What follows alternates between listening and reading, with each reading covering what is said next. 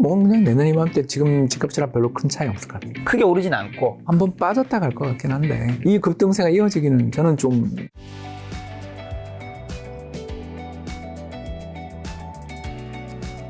자, 그럼 부동산만 조금 여쭤보면 책에도 부동산도 있던데 한국 부동산은 어떻게 일본식의 장기 불황을 좀 피할 수 있었던 걸까요? 싸서 1990년 일본이랑 한국이 동시다발법이 터졌어요. 1990년이 일본 주식시장이 4분의 1 토막, 그죠? 예, 39,800엔이 8,000엔 갔으니까. 거기다가 부동산, 상업용 부동산은 90%, 그리고 주거용 부동산은 60% 빠지는 대폭락장이 왔는데, 거기는 디플레로 왔잖아요. 근데 우리나라는, 다행인 게, 절대 주가는 60% 빠졌어요. 우리가 1003포인트가 470포인트까지 빠졌으니까. 60% 빠지고 집값은 절대 집값은 외환위기까지 10년간 빠져서 17% 정도 빠졌어요. 자, 그러니까 별거 안 빠진 것 같은데 17%요? 예. 고점에서 17% 정도. 빠졌네. 예, 안 빠졌는데 요게 함정이 있어요. 무슨 함정이냐면 인플레를 감안하는 거죠. 그러니까 일본은 디플레가 와서 망한 거고요. 우리는 인플레로 이걸 버블을 다 떨어버린 거죠. 그래서 우리나라가 그때 연평균 물가 상승률이 한 8%에서 10% 사이였어요. 그러면 10년마다 가격이 반토막 더 나는 거죠. 10년 사이 가격이 반토막 더 나는 상황에서 종합주가지수가 400포인트까지 빠졌다. 92년에. 그러면 그거는 그 뒤로도 회복 못했잖아요. 잃어버린 10년을 보냈으니까.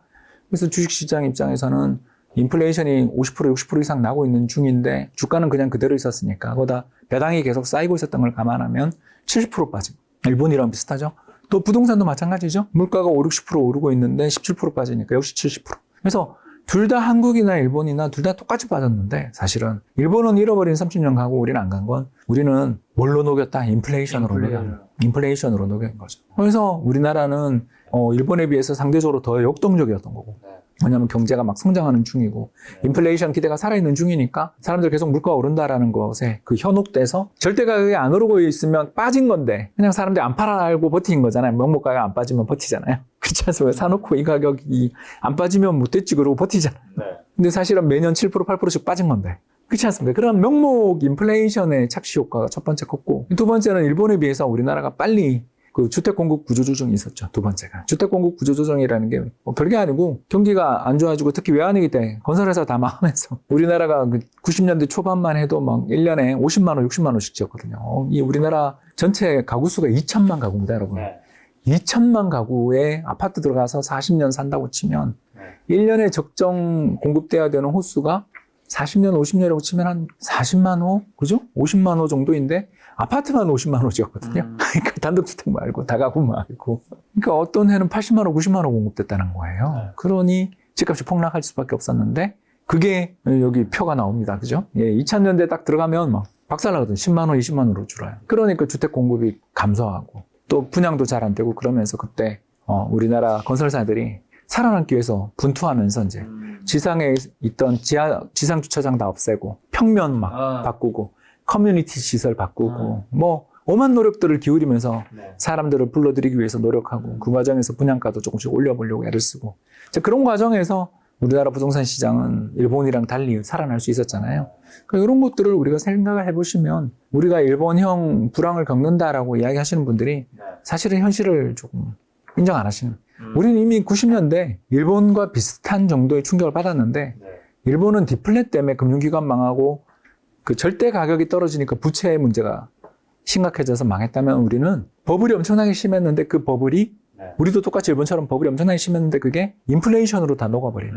못 오르니까. 잃어버린 10년, 옆으로 박스권 10년 하면서 인플레이션으로 60% 70%가 녹아버리는. 그래서 실질적인 버블은 다 사라진. 그래서 그 보시면 어떤 게 나오냐면 PIR이라고 해가지고 이제 소득 대비 주택가격 배율 그런 걸 보면 우리나라 역사상 주택가격이 가장 비쌌던 시기가 그 차트에 나오는 것처럼 80년대가 제일 비쌌어요. 그러니까 그때는 웬만하면 월급쟁이로서는 절대 서울에 집을 살 수 없는. 그러니까 PIR, 소득 대비 주택가격 배율을 따지면 그때에 비해서 지금은 사실 절반 이하. 그 86년에 비해서 지금 현재의 수도권 주택가격은 당연히 절대가격은 올랐죠. 근데 그게 인플레 때문인 거고. 실제 사람들의 구매력 대비해서는 오히려 80년대가 우리나라 역사상 제일 비쌌다. 이렇게 볼 수 있는 거죠. 그래서 상대적으로 우리나라 부동산 시장이 뭐 버블도 가져가는 재작년은 버블이었지 뭐. 그렇지만 좀 빠져버리면 금방 반등이 나오는 이유가 소득이 늘어나는 것에 절대 가격이 안 오르면 이게 크로스 딱 나는 거죠.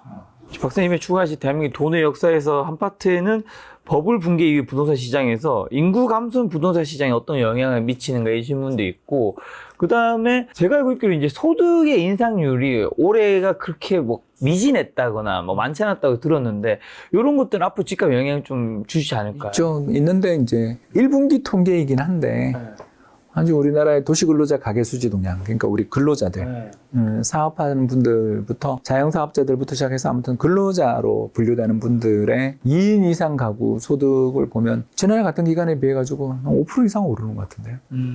그러면 이제 작년은 또 인플레 때문에 많이 올랐잖아요. 삼성전자가 10% 이상 임금 인상했으니까.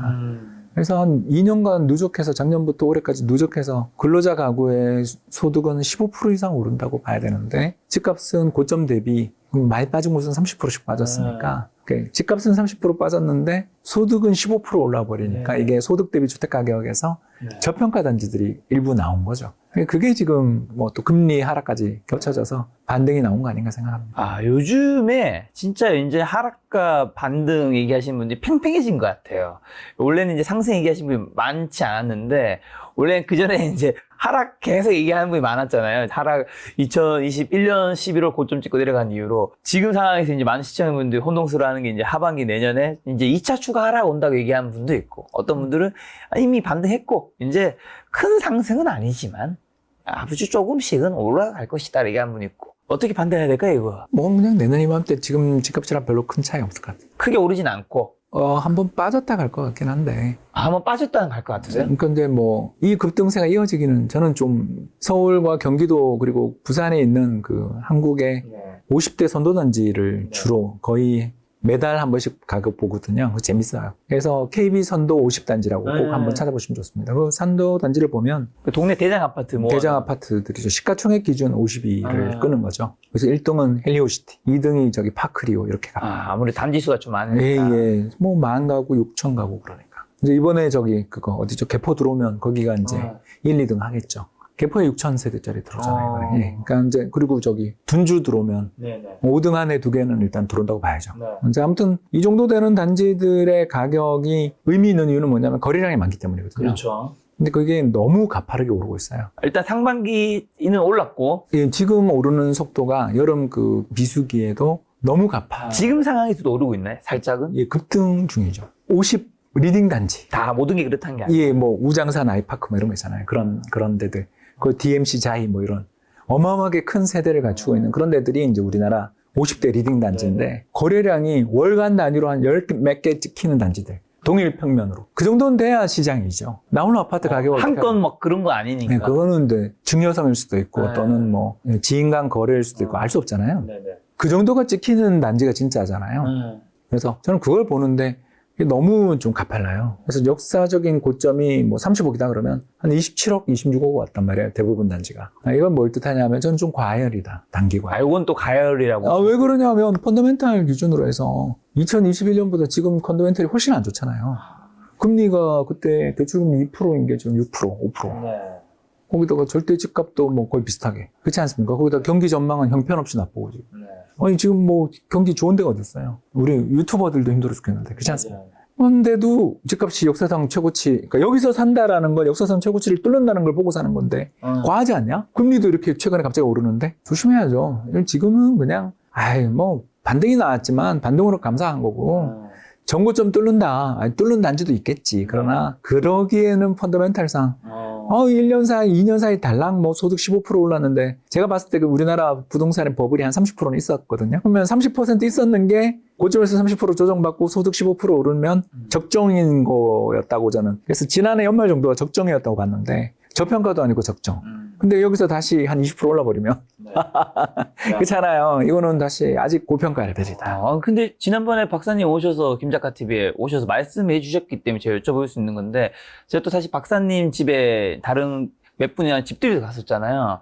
제가 돌아보니까 박사님이 거의 그 저점의 시기 근처에 샀던 것 같아요. 그리고 집값이 반등을 했어요. 아니, 그때 사실 더 막 떨어진다는 이야기도 되게 많았단 말이죠. 그래서 그때 어떻게 사셨어요? 레고랜드 사태 때 샀는데, 그걸 내버려두면 나라가 망하거든요. 아니, 그렇잖아요. 공기업이 망하면 큰일 나는 거예요. 그래서 레고랜드 사태 때 그걸 내버려두면 나라가 망하는데, 그때 제가 이제 채권 시장에 아는 친구들한테 야, 채안기금 요새 어때? 그랬더니 엄청나게 사고 있는데 버는 족족 금리가 떨어지고 있다라는 거예요. 그 사는 족족. 그래서 아 금리 무조건 떨어진다. 그때 제가 작년 연말에 와서 우리 책 쓰면서 올해 금리 물가 떨어집니다라고 제가 네. 소리 높여 외쳤잖아요. 네. 그래서 경제 전망에서 봐도 앞으로 금리는 떨어지고 소득 대비 집값을 볼 때 적정 레벨이면 네. 사야죠. 주택이라는 건 그럴 때 사는 거죠. 피바다가 될 때 사는 거죠. 그때 제가 한번 이야기했는데 하루에 집을 보러 갔는데 그 아파트 단지에서만 집을 8채 봤어요. 물론 제가 이제 사업하는 사람이니까 평일날 갔는데 너무 놀랐죠. 그리고 계약하겠다 그러니까 바로 깎아주더라고요. 심지어 금매를 사셨잖아요. 되게 싸게.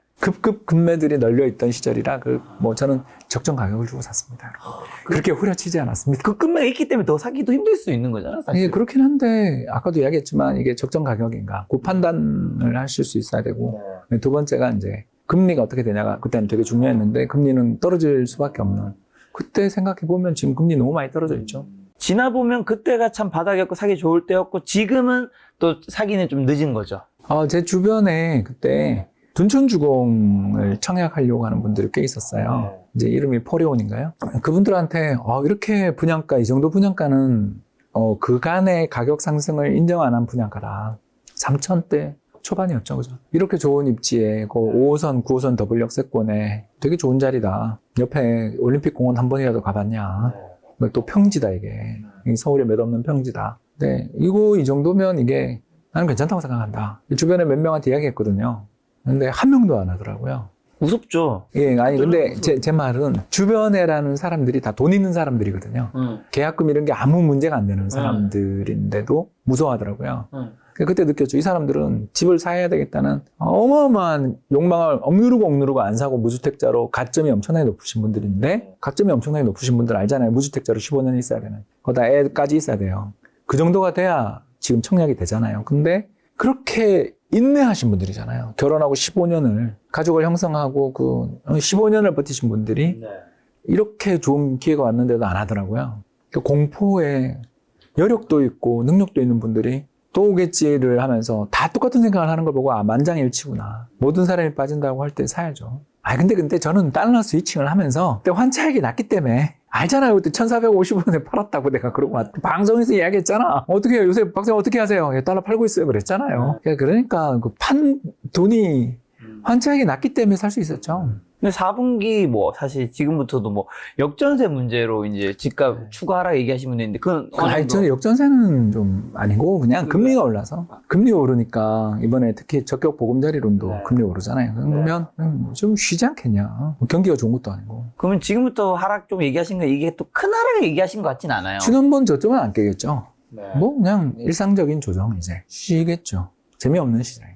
근데 미국에서도 보니까 상업용 부동산 공식률이 엄청나서 이게 좀 심각하게 얘기하시는 분들 경제 위기의 시그널이 될 수 있다 얘기하시는 분이 있는데 좀 타당한 건가요?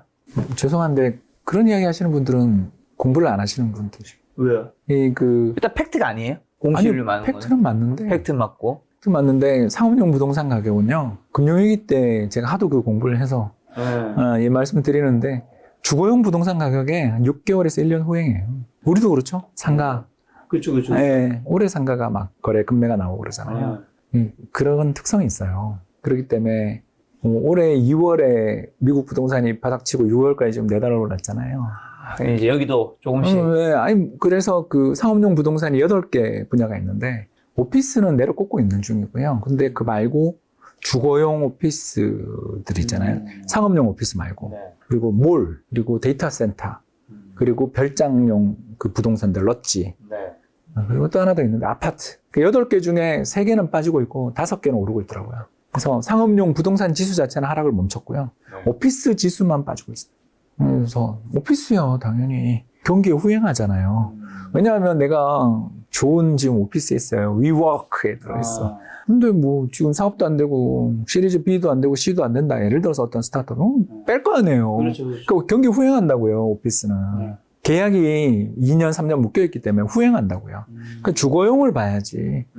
맨날 상업용 부동산에서 문제 생긴다 그런 건 다 죄송합니다만 후행 변수거든요. 2008년에도 그랬어요, 여러분. 2008년에도 주거용 부동산 박살 나고 난 다음에 몇 년 있다가 2010년인가 상업용 부동산 바닥쳤어요. 그때 저희 국민연금에서 엄청나게 투자해서 그게 지금까지 국민연금 수익률을 그렇게 올려주는. 그때 들어가서 뭐 대박이 났죠, 다. 8년 지나서 엑시트할 때 그때 막 자랑 엄청 들었죠, 제가.